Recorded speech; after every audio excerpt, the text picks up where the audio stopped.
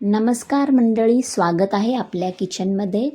आजपासून आपण bachelor series चालू करणार आहोत आणि कमी गॅस वापरून आणि कमी साहित्यामध्ये आणि एकाच पॉटमध्ये म्हणजे कुकरच्या भांड्यामध्ये वेगवेगळ्या पद्धतीने कशा गोष्टी बनवता येतील आजपासून त्या आपण बनवणार आहोत. तर त्याच्यासाठी मी पाऊण वाटी तुरी डाळ आणि पाऊण वाटी तांदूळ घेतला आहे. तुरी डाळच्या बदली तुम्ही मसूरची डाळ पण घेऊ शकता. बॅचलर्सला थोडं डाळींचं रेकग्निशन कमी असतं. मसूर म्हणजे जी ऑरेंज कलरची असते ती.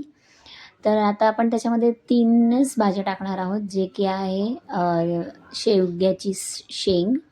ती 2च आपण दांड्या घेणार आहोत. 1 टोमॅटो आणि एकदम थोडासा दुधी भोपळा असतो ना, तो घेणार आहोत. तुम्ही दुधी भोपळा स्किप पण करू शकता, पण जे शेवट्याची शेंग आहे ती जरूर टाका, त्याच्याने टेस्ट खूप छान येतो. तर 1च टोमॅटो घेतला आहे. तुम्हाला पाहिजे तर 1-2 एक्स्ट्रा तुम्ही वाढवू शकता. मी जैन बनवणार आहे. तुम्ही पाहिजे तर आम्ही 9 दिवस जैन खातो म्हणून. तुम्हाला पाहिजे तर तुम्ही कांदा, बटाटा, लसूण टाकू शकता.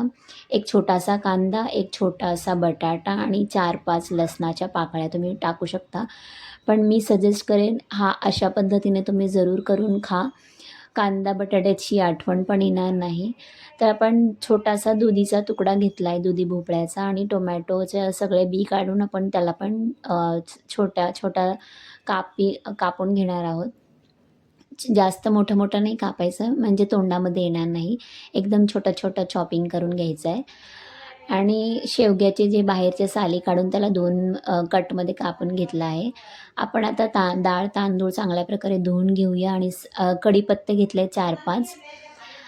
आता मी ही प्रोसेस जी आहे मी डायरेक्टली कुकरमध्येच करते, पण कुकरमध्ये व्यवस्थित दिसत नव्हतं म्हणून मी कढाई घेतली आहे. कढाईमध्ये 2 मोठे चमचे तेल टाकणार आहोत.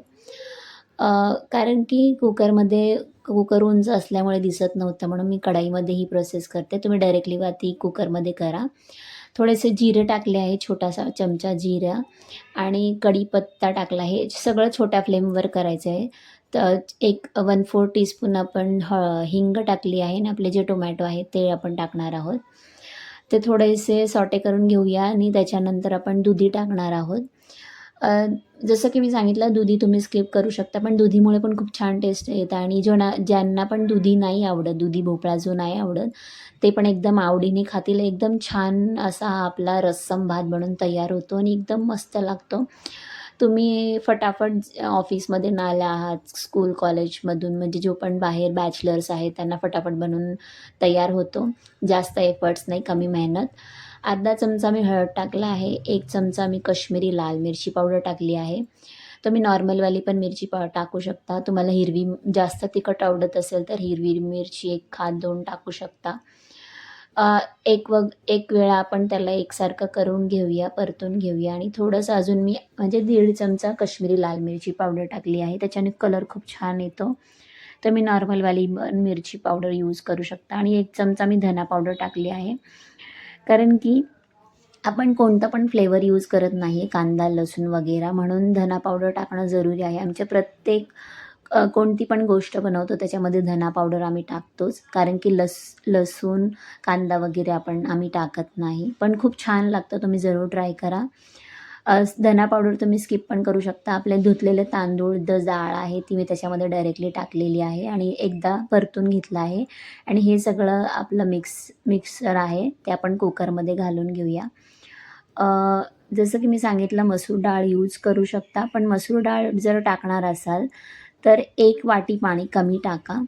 आता तुरीच्या डाळीला शिजायला पाणी थोडं जास्त लागतं, म्हणून मी हे 2 म्हणजे 1 पाऊण वाटी साठी 2 वाटी पाणी, आणि जो 2 पाऊण वाटी म्हणजे 2 पाऊण वाटी घेतली आहेत म्हणून मी 4 वाटी पाणी टाकलं आहे.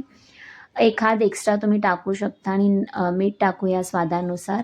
आणि हा रस्सम मसाला आहे, अर्धा चमचा टाकला आहे. याबदली तुम्ही सांबर मसाला पण यूज करू शकता, त्याच्याने पण खूप छान टेस्ट येते. आणि ही आपली चिंच गुळाची चटणी आहे ती अर्धा चमचा टाकणार आहे. मला माहिती आहे चिंच गुळाची चटणी बॅचलर्सकडे अवेलेबल असते नसते, पण तुम्ही त्या बदली चिंच आणि गूळ डायरेक्टली टाकू शकता. म्हणजे एक छोटासा चिंचेचा तुकडा आणि एक छोटासा गुळाचा तुकडा डायरेक्टली टाकू शकता आणि आपलं हे बनून तयार झालं आहे. पाणी व्यवस्थित एकदा मी हलवून घेतलं कारण की मीठ सगळीकडे लागलं पाहिजे आणि 6 ते 7 शिट्टी करून घ्या.